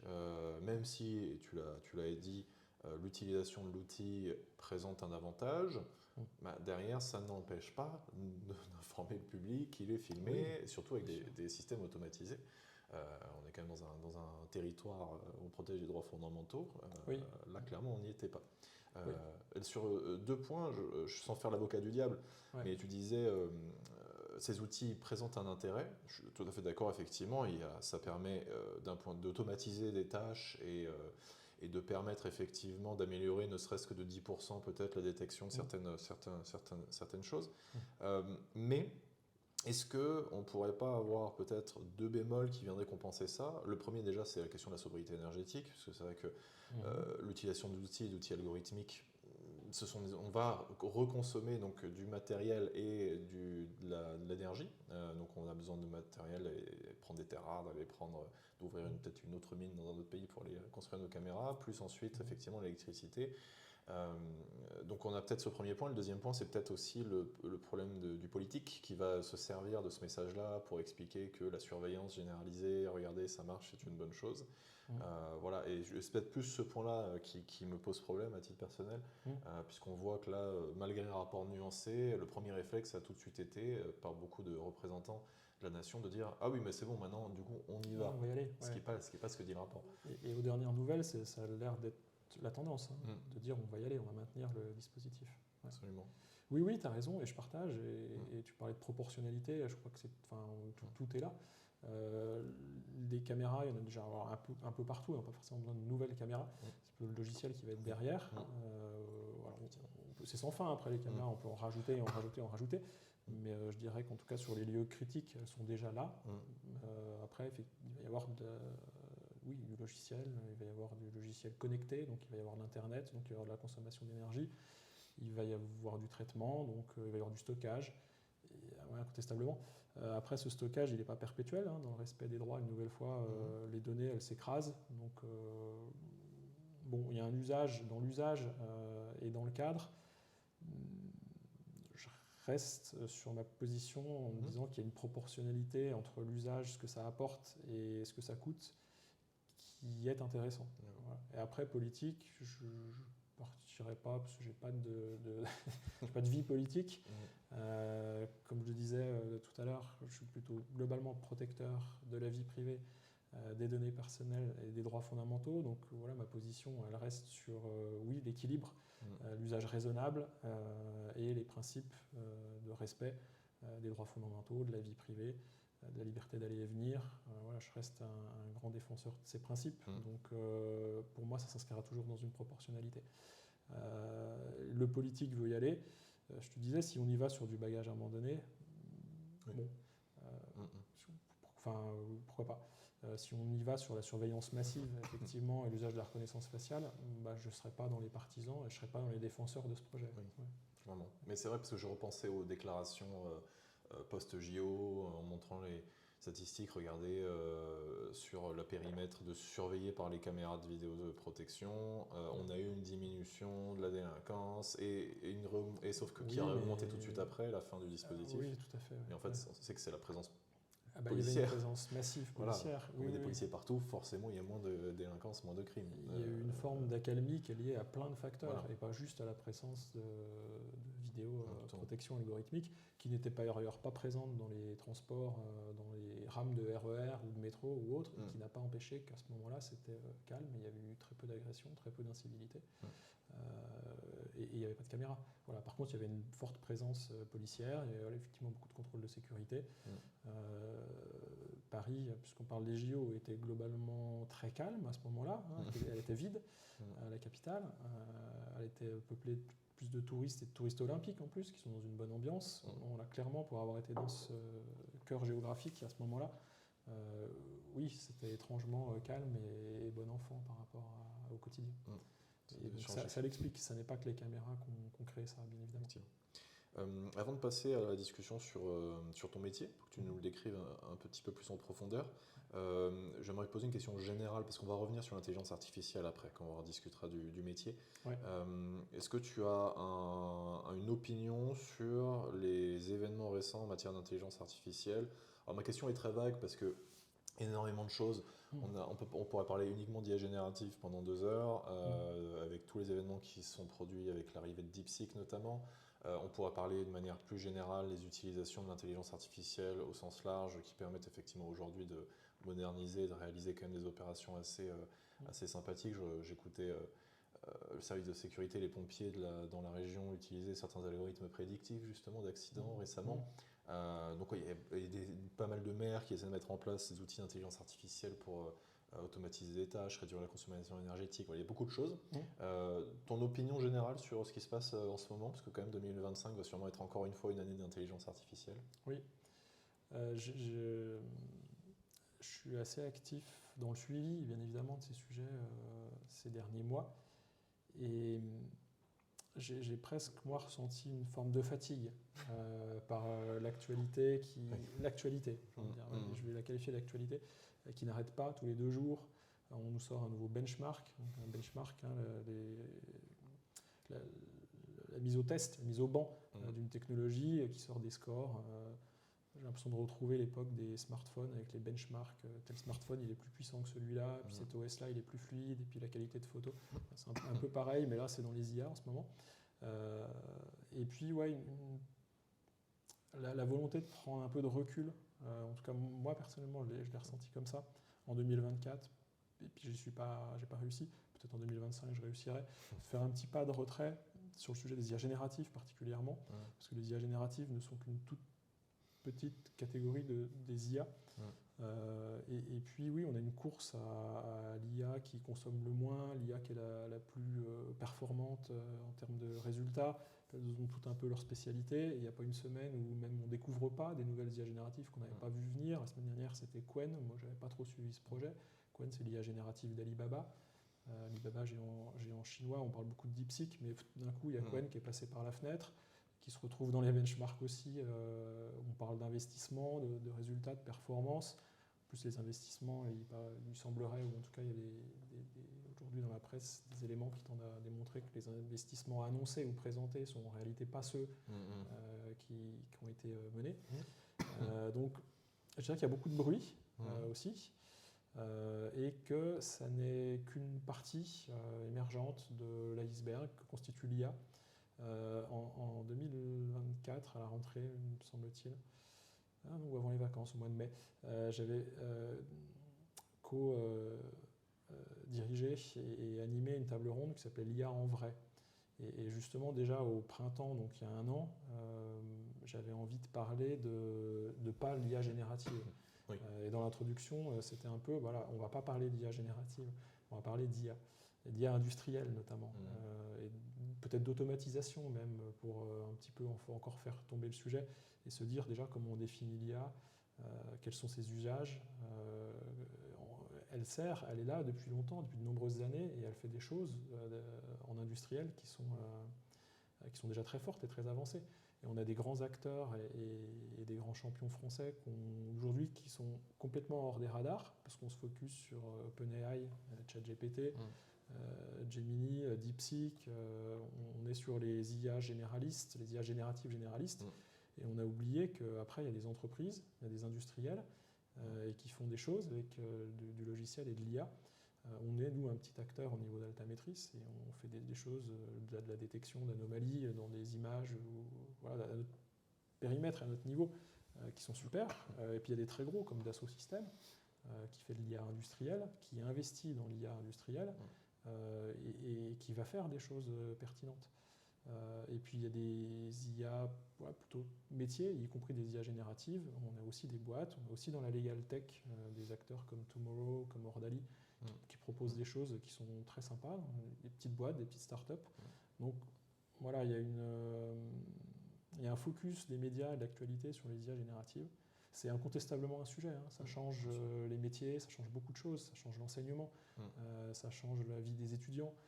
Donc je ne veux pas minimiser l'impact sociétal des IA génératives. mais je veux rappeler aussi qu'on se dit parfois, il y a les États-Unis et puis il y a la Chine, et puis nous, entre les deux, on sort nos régulations, mais pendant qu'on sort nos régulations, on fait rien. On fait rien, c'est pas vrai. Et puis la régulation qu'on a sortie, si on parle de l'IA Act, c'est pas elle qui a empêché le développement des IA. Déjà, elle vient de sortir, donc toutes les années précédentes, il y avait bien des acteurs qui étaient en train de faire des choses. Empêcher de manière rétroactive, selon certains. Voilà, ouais, non, elle ne gêne pas. Je pense qu'elle donne un cadre, elle donne des valeurs saines. On parlait tout à l'heure de faire les choses bien. C'est pas un texte qui est très contraignant, qu'on fonce beaucoup de portes ouvertes, mais qui revient sur les valeurs qui sont les valeurs européennes. Et c'est bien, et tant mieux. Et une fois qu'on a ce cadre, au moins on peut évoluer dans un cadre qui est posé, et qui va nous poser des sujets de sécurité, des sujets de données, qui va protéger les droits, on va devoir documenter. C'est bien, c'est des valeurs saines. Et ça n'a pas empêché, une nouvelle fois, ces dernières années, déjà l'IA Act n'existait pas, mais d'avoir des champions émergents. On peut parler de Mistral, dans les grandes IA génératives, généralistes. Oui, Mistral, pour l'instant, à date, oui, c'est un champion de l'IA générative au niveau international. Ils sont dans le top 10, top 5. C'est un bel outil, c'est une belle boîte. Ils font plein d'applications en France, des choses qui sont en train de se profiler pour les administrations, pour des grandes sociétés françaises aussi. Donc on n'a pas à rougir, je dirais, pour l'instant sur le sujet des IA génératives. Mais on pourra en parler pendant des jours et des heures. Ça peut être un sujet à part entière d'une table ronde. Exactement. Mais tu as rappelé deux choses extrêmement importantes. C'est effectivement que le seul sujet, ce n'est pas les IA génératives. Et je pense que tous les spécialistes, au sens de techniciens, informaticiens des sujets, en ont marre qu'on ne parle que des IA génératives. Parce que déjà, Deep Learning, Machine Learning, ils connaissent ça déjà depuis des dizaines d'années, donc ça n'est pas sorti hier. Et la deuxième chose, très importante aussi, c'est que la réglementation européenne, contrairement à beaucoup d'idées reçues, alors il y a plein de problèmes de complexité, on voit que toutes les lignes directrices qui sortent, il y a de la complexité, c'est un problème, mais elle n'est pas restrictive, c'est-à-dire qu'elle n'est pas dans l'empêchement de tourner en rond, comme on pourrait dire. Si on prend juste le RGPD, qu'on me donne un exemple où on vous a empêché d'utiliser des données personnelles. Au contraire, on vous donne plein de moyens de le faire. Et l'IA Act, c'est ça, elle interdit très très peu d'IA. Elle interdit des IA qui font du scoring social et des IA qui font effectivement l'utilisation de la reconnaissance faciale à des fins répressives. Et encore, tous ces usages ne sont pas interdits. Donc le reste du temps, vous pouvez y aller, mais comme tu l'as très bien dit, documentez, expliquez-nous pourquoi ce que vous faites n'est pas dangereux pour les droits fondamentaux. On n'a pas envie de faire du scoring social. Non, on n'a pas envie spécialement d'en faire. On peut faire du scoring en plus. Ça aussi, on fait du scoring bancaire, on fait du scoring en assurance, on fait du scoring... mais on a le droit d'en faire en plus. Mais au sens de contrôle de la population, a priori, on n'est pas porté sur la pratique. Donc on devrait s'en sortir. C'est des discussions très riches sur tous ces domaines-là. Et en fait, on va faire une transition sur ton métier, puisque tu as plusieurs casquettes. Et donc, ce que j'aimerais, c'est que tu nous présentes ton métier de juriste, RH, et aussi derrière, on pourra reparler éventuellement du métier de l'enseignement. Alors déjà, pourquoi ces deux casquettes? Parce que tu auras, dans le cadre de ton métier, de juriste ou de RH, tu vas avoir à traiter de la question de la technologie. Mais au-delà de ça, pourquoi ces deux casquettes? Est-ce qu'elles sont compatibles? Est-ce que c'est assez courant d'avoir ces deux casquettes-là? Et en quoi elles consistent concrètement? Oui.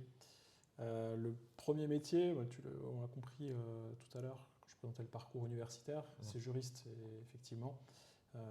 C'est le métier de cœur, de base, de formation. Mais ceci étant, comme je l'ai présenté aussi, moi, l'objectif supérieur, c'était l'entreprise, c'était l'équipe. Je voulais exercer en entreprise. Après, je pense que ce métier-là, RH, il est arrivé par deux choses. Une on va dire technique et puis une humaine. La technique, c'est que quand tu es juriste d'affaires généraliste, et j'étais juriste d'affaires généraliste, tu fais du droit social. Alors, le droit du travail, je l'ai cité aussi tout à l'heure, je parlais des manuels de caisse. Et le droit social, les relations avec les instances représentatives du personnel, toute la partie conformité, droit social, le contrat de travail, les avenants, les départs, les préavis, les licenciements, les moments difficiles aussi, ou avec des contentieux à gérer. Ça fait partie de ce que tu fais en tant que juriste généraliste. Donc tu commences à... Moi j'ai commencé à un moment, voilà, début, milieu de carrière, peut-être pas au tout début, mais voilà, au fil des années, à prendre ces sujets, parce qu'il fallait que quelqu'un les prenne, et voilà, en tant que juriste d'affaires ou juriste unique dans des structures, ben, voilà, tous les sujets ils sont pour toi. Oui. Par défaut. Oui. Et bah, par appétence, par curiosité, et puis une nouvelle fois par le goût du collectif, à un moment, et c'est là que l'humain arrive, c'est qu'il y a une confiance d'un de mes managers, puis des DG. Voilà, c'était à l'époque Christophe Blanchard, mon DAF, et puis Laurent Hainaut, mon directeur général. Je bossais chez un éditeur de logiciels qui m'ont proposé de reprendre le périmètre RH. Parce que j'avais envie, j'aimais bien le collectif, j'aimais bien animer le collectif, voilà, j'avais des idées, des propositions pour essayer d'améliorer les choses. Et puis deux, par tout le reste, droit social, voilà, où tu vas sur ce sujet. Et l'intérêt, il est où aussi? C'est que quand tu deviens actif sur le périmètre RH, le bien-être des collaborateurs, la culture, les valeurs de l'entreprise, etc., tu démines aussi plein de sujets que tu as en droit social. Et là, j'ai vu du coup quelque chose d'assez cohérent et d'assez évident, de me dire, bah, tiens, si les collaborateurs ils sont bien, ils aiment bien venir bosser, ils sont contents, ils sont heureux au boulot, ils sont épanouis, ils comprennent le sens de leur travail, enfin toutes ces valeurs très humaines que tu essaies de déployer, ou en tout cas moi c'est pour ça que je travaille au quotidien. Bah, t'évites de gérer tous les trucs en face en droit social, t'as moins d'arrivées, t'as moins de départs, tu arrives à stabiliser tes effectifs, tu gères moins de contentieux, donc je gagne du temps aussi sur un temps moins intéressant, c'est-à-dire aller gérer des contentieux en droit social. Je m'épanouis pas particulièrement dans le contentieux, quel qu'il soit. Voilà, je préfère avancer dans ce collectif et pas aller gérer des contentieux. Prévention plutôt que exactement, oui, que sanctions, rattrapage, contentieux, etc. Donc la partie RH permet de travailler beaucoup de prévention. Donc, sur toute la partie droit social, droit du travail, ça a paru assez évident. Et depuis, ça s'est articulé. C'est classique de faire les deux casquettes. Je n'ai pas souvenir d'avoir connu quelqu'un qui avait ces deux casquettes-là. Et de ce que tu dis, ça paraît hyper cohérent de pouvoir, les deux étant parfaitement connectés. Effectivement, je ne pensais pas forcément à cette idée-là de bien-être au travail qui, par la force des choses, va réduire effectivement les conflits juridiques. Oui, c'est vrai. Du coup, c'est assez rare, si je comprends bien. Alors, je ne l'ai pas vu beaucoup non plus. En revanche, il y a quelque chose qui est assez fréquent, il me semble, c'est que les DRH sont des juristes qui viennent d'une formation juridique à faire, droit du travail, enfin des Master 2 en droit du travail, il doit y en avoir plein, et que eux, en général, arrivent à des fonctions RH. Oui, et qui font plus de travail, enfin ils font plus de conformité juridique. Oui, ou en tout cas dans leur domaine, leur domaine du droit du travail, mais pas forcément en propriété intellectuelle, en données personnelles, en droit des contrats. Donc voilà, après c'est le propre aussi des petites structures.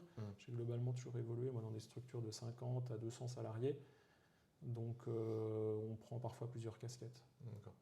Toujours dans cette idée de démystifier, j'aime bien le terme, le métier, encore et toujours pour de futurs étudiants, peut-être en fin d'études, qui envisagent de s'orienter dans ces métiers-là.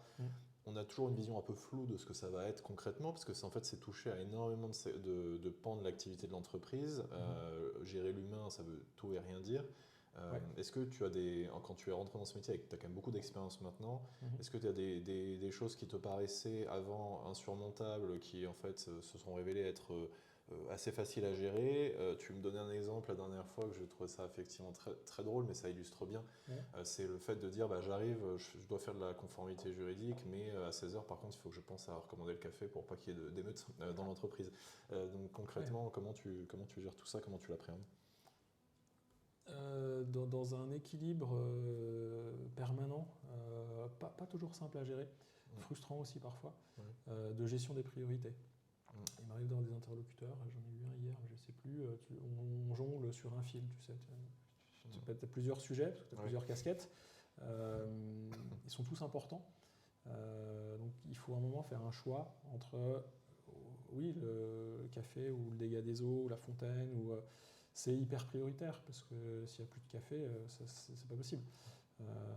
Donc c'est une illustration, parce que en réalité, j'ai des équipes qui travaillent avec moi aussi, et puis qui m'accompagnent et qui font le job et qui le font bien. Mais c'est une illustration entre un petit irritant personnel ou pour l'entreprise, et puis des grands sujets de conformité, RGPD, de mise à jour des registres de traitement. On a plein de sujets importants, fondamentaux. qui sont fil rouge. Et puis voilà, on est bousculé par plein de petits sujets. Et l'équilibre, c'est d'aller, à mon sens, dans l'organisation, c'est d'aller travailler les sujets qui ne demandent pas beaucoup de temps, de les prendre vite et de les sortir vite pour toujours avoir le temps sur les sujets au long cours. Mais pas non plus ne prendre plus que les petits sujets en oubliant les grands thématiques de nos métiers. Et puis gérer aussi la priorité quand on est en entreprise privée. On a des clients, on a le chiffre d'affaires. S'il n'y a pas de chiffre d'affaires, il n'y a plus d'entreprise. Donc voilà, ça fait partie des éléments qui vont faire pencher la balance d'un côté ou de l'autre. Et une gestion permanente de l'actionnaire, les clients, les salariés, le cadre légal et la conformité sur lequel là on est un peu tout seul, mais on fait les choses correctement. Ouais. Donc jeu d'équilibriste tout le temps, au quotidien, puis un investissement assez fort. Est-ce qu'il peut y avoir des conflits d'intérêts entre le métier juriste et le métier RH que tu as pu identifier au fur et à mesure des années où tu t'es détaché de certaines décisions parce que tu avais les deux casquettes? Alors, avec moi-même, oui. Alors, oui. Dans ma tête, si je suis RH, parfois, je ne prendrai pas la décision d'un juriste. Ou en tant que juriste, j'ai une règle, j'ai des faits, j'applique et puis j'arrive à un résultat. Ça, c'est un raisonnement juridique qui fonctionne bien et qui doit fonctionner et qui s'applique. Là où le RH, il a une approche peut-être plus humaine, plus constructive, plus on va trouver une solution. Tiens, peut-être qu'on va, on va essayer de faire différemment, proposer une formation. On ne va pas aller tout de suite sur une sanction. Là aussi, quand tu vas voir un juriste, tu lui dis tiens, il s'est passé ça. Il va prendre les faits, il va prendre la règle de droit, il va l'appliquer, et puis tu auras ta solution. C'est possible, hein, et il y a peut-être des RH qui travaillent comme ça. Le RH, lui, va essayer de travailler les axes d'amélioration, la progression, l'accompagnement, etc. Donc ça, parfois, tu as des contradictions. Tu me dis schizophrénie. Oui, c'est ça. Je sais ce que le juriste ferait, je sais ce que le RH ferait. Qu'est-ce qu'on fait maintenant? On délègue. Et là, oui, c'est ça, tu as l'appel. Alors, oui, le conflit d'intérêt fait que de temps en temps, il y a l'appel à un tiers pour trouver la bonne solution. D'accord. Vu que le temps défile, je vais fusionner deux questions. Une question que je n'ai pas eu le temps de poser aux autres intervenants en soi. La question étant, à partir de quand se sent-on expert d'un sujet? Ça, c'est la question générale. Maintenant, la question plus précise, ce serait ce fameux syndrome de l'imposteur que nous sommes nombreux à éprouver. Alors, pas sur tous les domaines, pas continuellement, mais de temps en temps, on se dit pourquoi moi? Est-ce que vraiment j'ai les compétences pour réaliser la tâche? Donc, est-ce que c'est possible de se sentir expert sur un sujet? Qu'est-ce qui a fait qu'à un moment donné, tu t'es senti légitime pour effectuer toutes les tâches que tu effectues aujourd'hui? Et la question sous-jacente, c'est quel conseil tu donnerais à un étudiant justement qui souhaiterait se spécialiser dans ton domaine? Alors, cette question-là, quand je l'avais posée justement, notamment à mes deux précédents intervenants, la réponse était à peu près uniforme, c'était de dire allez explorer des champs, soyez curieux, intéressez-vous à tout. Peut-être que là, on peut aller être plus précis justement parce qu'il y a ton parcours, mais en fait, il n'est pas unique pour arriver à ce stade-là. Donc, je repose mes questions pour avoir la clarté. Et peut-on devenir expert d'un sujet à partir du moment où toi, tu t'es senti légitime pour effectuer ton travail? Est-ce que tu pourrais donner un conseil aux étudiants sur ce domaine? Oui. En introduction, tu disais que tu allais rencontrer des personnalités du numérique. Je ne me qualifie pas comme ça. Je ne me qualifierais pas d'expert non plus. Je pense qu'en tout cas, le moment où ça commence de s'éclaircir, c'est, je citais les humains tout à l'heure, et la confiance. C'est quand des personnes commencent à te faire confiance, qu'elles te démontrent la confiance, qu'elles te laissent des sujets. Et ça, c'est important dans le ressenti. On se dit, tiens, si on me pose la question, si on me donne le sujet, c'est que je dois être, c'est que ça doit être chez moi. Alors ça, c'est le premier ressenti. Et puis, alors quand c'est ton job, c'est normal. Et c'est inquiétant quand tu ne connais pas la réponse ou quand tu ne sais pas comment t'y prendre. Donc là, ça fait baisser la confiance. Puis il y a un moment, quand tu arrives à sortir ton sujet et que tu as du positif, c'est important de se parler et c'est important de se dire dans toutes les structures ce qu'on fait de bien. Souvent, on va te focus sur ce qu'on a loupé, ou quand tu as des revues managériales ou autres, on va aller sur les axes d'amélioration pour rester dans des termes positifs. c'est hyper important de célébrer les victoires aussi, tu vois, et de savoir ce qu'on a bien fait, et que les autres valident ce que tu as bien fait. Donc voilà, il y a l'humain qui va aller valider l'expertise et la compétence. Et puis après, il y a autre chose, c'est les pairs, c'est d'autres personnes, des tiers des fois, des gens que tu viens de rencontrer, qui te font confiance, et c'est eux qui font de toi un expert. Ou en tout cas, moi, je le ressens comme ça, parce que je ne le revendique pas une nouvelle fois de titre ou d'expertise particulière. Par contre, à partir du moment où on m'a proposé des projets, des sujets, des mises en visibilité de ce que je fais, de mes compétences, de mon expérience, c'est peut-être là que tu commences à te dire, tiens, c'est que je dois être pertinent. D'ailleurs, je l'ai souvent présenté comme ça aux personnes qui me proposaient des conférences, des tables rondes, des colloques, des cours, des publications. Si toi, tu penses que moi, je suis pertinent pour le faire, ok. Mais donc, et il y a toujours le doute, en fait, c'est le syndrome de l'imposteur que tu cites. Ces 20 dernières années, en tout cas pour moi, c'était une succession de choses. J'ai beaucoup dit oui. Ça, c'est un mot-clé qui débloque beaucoup de choses. C'est dire oui. Peut-être un des conseils, c'est celui-là. Parce que évidemment, il faut être curieux, il faut aller rencontrer, il faut faire des rencontres. Pour ça, il faut sortir. Il faut aller aux événements qui sont organisés par les universités, par les entreprises, par les associations. Dans le juridique, des legal breakfast, des forums, et il faut aller parler aux gens.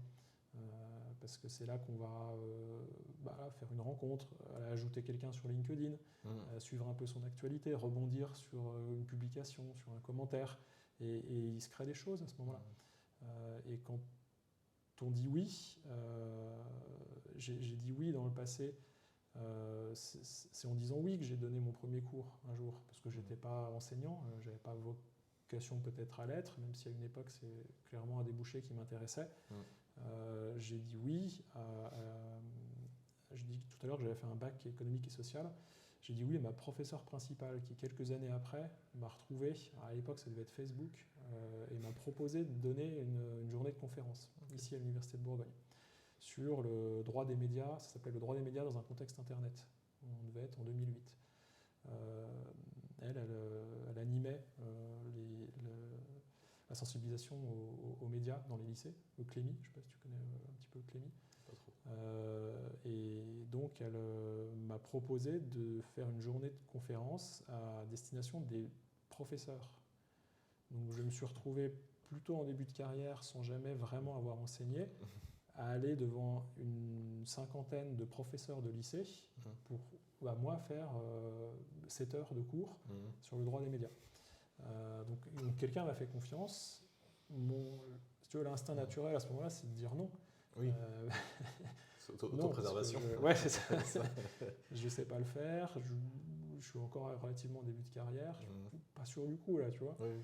Mais voilà, moi j'ai dit oui. Alors, j'ai beaucoup travaillé, j'ai beaucoup stressé, j'ai beaucoup répété, rediscours dans ma tête. C'était vraiment pour moi le premier cours, première expérience d'enseignement où j'ai pris même le chronomètre pour me dire mais il faut que je fasse toute la journée, mais comment je vais faire ça? Ça prend combien de temps de lire une page? C'est perturbant. Et puis je ne voulais pas lire, parce que pour faire les liens avec ce que je t'ai déjà dit, je ne voulais pas être celui... Vu ton expérience en plus en tant qu'étudiant, qui t'a vu en face de toi. Exact, mes modèles, ou en tout cas mes sous-inspirations, je ne voulais pas être devant et puis lire des feuilles, c'était tout sauf ça. Donc je devais mémoriser, c'était une expérience que je n'avais jamais faite. Donc oui, j'ai dit oui. L'écriture aussi, ou comment je débloque la case auteur, c'est en disant oui à un des directeurs généraux avec lequel j'ai travaillé, qui s'appelle Yann Kleysen. Et Yann Kleysen, il était auteur, il est toujours auteur, je ne sais pas s'il y a de nouvelles éditions d'ailleurs, il faudra que je prenne des nouvelles de Yann, d'un bouquin qui s'appelle l'email marketing. Là, on est au début des années 2000, c'est aux éditions Duno, et Yann, il me propose de prendre la main sur un chapitre juridique, pour dire voilà, l'email, le marketing, on est au début des années 2000, on est avant le RGPD, mais c'est quand même une donnée personnelle, il y a un cadre, il y avait la loi de 78, il y avait à cette époque-là la LCEN, la loi pour la confiance dans l'économie numérique, qui arrivait en 2004. Il m'a dit, tiens, ce serait bien que ma nouvelle édition, on traite le sujet juridique quand même, pas que le sujet marketing ou technique. Donc il me propose d'écrire. bon, c'est pareil, à ce moment-là, alors là, j'étais encore plus en début de carrière, j'étais vraiment au tout début. J'ai dit oui à Yann, et puis j'ai bossé. J'ai pris le PC, j'ai regardé la doc existante, j'ai regardé la LCEN, et j'ai posé un premier chapitre juridique. Et Yann m'a dit à ce moment-là une deuxième chose, mais ce serait dommage de laisser ton travail, pourquoi tu fais pas un blog? Il faut remettre dans le contexte, on est encore au début des années 2000, les réseaux sociaux n'existent pas vraiment, voilà, Facebook n'a pas été créé, Mark Zuckerberg doit être en train de rentrer à Harvard, voilà, on est encore loin mais le blogging existe déjà. On est loin de TikTok, mais il y a un support qui te permet, tout un chacun, d'aller accéder à un média et puis d'aller publier des choses. Donc là c'est pareil, je dis oui à Yann, en tout cas c'est une bonne idée, donc je vais faire un blog. Mais voilà, quoi, comment, quelles sont les plateformes qui existent, comment ça fonctionne, une URL, il y a plein de sujets techniques là, qui viennent en tête. Et puis il y a un investissement de dire si je le fais pas pour rien. Donc après je rentre dans un tunnel de plusieurs années. Le blog existe toujours. Il est très peu alimenté maintenant, mais à ce moment-là, j'écris 3 articles par semaine, quelque chose comme ça. Productif. Donc, j'exploite les écrits que j'ai faits pour l'email marketing. Et puis je vais sur le blog s'appelle le BLIC, à l'époque c'était Business, Loi, Innovation, Communication. Mettre le lien dans la description. Plaisir. C'était vraiment les affaires, et on parlait à cette époque-là des NTIC, les nouvelles technologies de l'information et de la communication. Puis il y avait un débat sur est-ce que c'est des NTIC ou est-ce que c'est des TIC, parce que c'est plus le N de nouveau, tu vois, finalement à un moment. Bref, voilà, on est au début des années 2000, et c'est comme ça que je commence d'écrire. Puis après, il y a de la collaboration qui se fait. Donc c'est dire oui, et c'est de trouver des personnes qui vont vous faire confiance et qui vont vous apporter des nouveaux sujets. Je dirais que si j'ai un conseil à donner, c'est je sais que ça peut faire peur, et c'est normal. En plus, la peur, tu vois, ou la boule en ventre quand tu vas donner ton premier cours, je sais pas, un jour tu as dû donner ton premier cours. Oui, je sais, je vois très bien. Tu t'es peut-être demandé quelles étaient les successions de mauvaises décisions qui t'avaient amené jusqu'à ce moment-là. Le doctorat, essentiellement. Voilà. Moi j'y suis allé en me disant, j'avais peur. Et ce sentiment, et ce que j'essaie de dire parfois, c'est qu'il est normal. Cette gêne ou cet inconfort ou ce mal-être, ce malaise, c'est que tu es en train d'apprendre quelque chose. C'est un sentiment normal, et c'est un sentiment positif. Ça veut dire que oui, tu te mets un petit peu en danger, ton corps te le fait ressentir, mais tu es en train d'apprendre quelque chose de nouveau. Et voilà, ça, il ne faut pas avoir peur de ce sentiment. Il faut dire oui, il faut aller chercher des personnes qui vont t'apporter des nouvelles choses. Je ne peux que confirmer ce que tu dis, parce qu'effectivement, depuis ces dernières années, j'ai dit oui à un nombre incroyable de choses, et même, il faut savoir dire non aussi, ça ce sera une deuxième volet de la réponse, mais dire oui, alors moi j'aime pas l'expression sortir sa zone de confort, mais bon, en tout cas ça permet dans tous les cas d'aller expérimenter de nouvelles choses. Petite astuce, si l'un d'entre vous souhaite devenir véritablement, et là pour le coup j'utilise le mot expert d'un sujet, si vous voulez devenir vraiment compétent dans un sujet, enseignez-le. C'est la seule manière, une des manières les plus efficaces en tout cas de devenir véritablement très compétent dans un domaine, c'est de l'enseigner, parce qu'on ne peut pas transmettre des connaissances tant qu'on ne les a pas comprises, et on ne peut pas transmettre des connaissances tant qu'on n'a pas fait le lien entre toutes les informations d'un domaine. Exact. Et on s'en rend compte quand on a fait ses premiers cours, à quel point c'est le jour et la nuit entre les connaissances du début et les connaissances de la fin. Oui, tout à fait. Et rester dans une phase d'apprentissage, pas passive, mais l'étudiant qui apprend, qui passe des examens, même s'il a une bonne note, il n'aura jamais une aussi bonne maîtrise du sujet que l'enseignant. Et c'est pas parce que c'est l'enseignant, c'est parce que l'enseignant, il a fait justement une démarche intellectuelle très différente dans l'apprentissage. Lui aussi a dû apprendre, l'enseignant. Les connaissances ex nihilo, il a dû effectivement apprendre tout ça. Je te rejoins, et je l'ai déjà exprimé dans le passé aussi, ça m'a égoïstement, ça m'a apporté beaucoup l'enseignement. C'était ta question de base aussi, quand est-ce qu'on devient expert d'un sujet. Quand j'enseignais, ou mes premières expériences d'enseignant se sont faites longtemps à l'ECS Paris, European Communication School. J'enseignais un cours de droit et de marketing digital. Alors la première année, c'est la grande angoisse. Tu mets en place ton cours, tu espères que tu vas être pertinent. Tu as des étudiants qui ne sont pas des juristes, donc il faut accrocher, il faut intéresser sur une matière. Quand tu vas en école de communication marketing, faire du droit, t'es jamais, sur le papier, c'est pas le cours que tu attends. Et alors, du coup, égoïstement, alors moi, ça m'a apporté beaucoup. je le faisais pas pour moi, hein, aussi pour moi sans doute, comme un défi, et puis parce que j'ai vite vu que ça m'apportait. Mais je le fais parce que je voulais transmettre. De la même façon que j'ai décidé de faire du blogging, et puis d'écrire, et puis d'enseigner. C'était pour aller expliquer, raconter ma matière, comme j'ai pu aimer les professeurs qui racontaient leur matière, essayer de la vulgariser, de la simplifier. Parce que je reste un praticien, et je m'adresse à des praticiens, ou des futurs praticiens dans leur métier. Voilà, en tout cas, ça m'a énormément apporté. Et la première année, la deuxième année et la troisième année, voilà, répéter aussi. La première année, peut-être, voilà, il faut mettre les choses en place. La deuxième année, tu améliores. La troisième année, là, tu commences d'être à l'aise avec ta matière. Tu n'as même plus besoin de la regarder. Tu connais ton sujet. Et sans doute, à ce moment-là, oui, quelque part, c'est que tu dois être à un niveau d'expertise et de confort qui est plutôt cool à ressentir. Tout à fait. Et je reviens aussi sur un élément que tu as mentionné. En fait, c'est la reconnaissance par les pairs qui te fait prendre conscience que tu as ta place. Ouais. On le voit juste avec la littérature scientifique. La méthodologie de vérification, c'est la relecture par les pairs. C'est ça qui permet d'acter le fait que ton article est valable scientifiquement. Ouais. En tout cas, qu'il présente une plus-value pour la communauté scientifique. C'est la même chose dans tous les domaines. Hein. C'est tes pairs qui vont déterminer si tu es compétent. Et dans des domaines, j'allais dire, plus ou moins intellectuels, l'avantage, c'est qu'en général, les pairs sont globalement compétents, parce qu'on a des gens compétents dans tous les domaines. Il y a des domaines d'activité où j'imagine qu'on peut tomber dans une entreprise et malheureusement être malchanceux et arriver avec des pairs qui ne sont pas au niveau, mais en général, c'est eux qui vont quand même procéder à la validation. Toute dernière question, parce qu'on arrive au bout de ce troisième épisode. Ouais. Question classique que je pose à tous les intervenants. Est-ce que tu aurais un ouvrage à recommander? Alors, Raphaël avait triché, il en avait donné 5. Ouais. Raphaël Morel, alors tu peux dépasser un, mais si tu as en tout cas à minima un ouvrage à recommander, le public, c'est toi qui détermine, étudiant, collègue, peu importe. Est-ce que tu en aurais un à recommander? Je vais tenter 3 choses. Ah, décidément. Peut-être, en tout cas, celui et 3 formats différents. Okay. Là, je suis en train de reprendre en livre audio 1984 de George Orwell. Je l'ai lu en anglais il y a une vingtaine d'années. Je le reprends en livre audio en français. C'est 2 langues différentes, 2 formats différents. Les 2 sont très bien. Pourquoi George Orwell 1984 ? Parce que je pense qu'on doit lire et on doit apprécier nos classiques. Et que sans vouloir toujours aller chercher des écrits disruptifs, et ça nous alimente, ça nous nourrit, mais les bases, revenir aux bases, George Orwell en 1984, c'est une base incroyable. Particulièrement, on parlait tout à l'heure de vidéoprotection algorithmique, de surveillance de masse, etc. Voilà, quand on lit 1984, quand on l'écoute et qu'on s'endort avec, voilà, il y a une vision qui est quand même assez forte. Le deuxième, ce serait pas un ouvrage en tant que tel, mais c'est plutôt un média.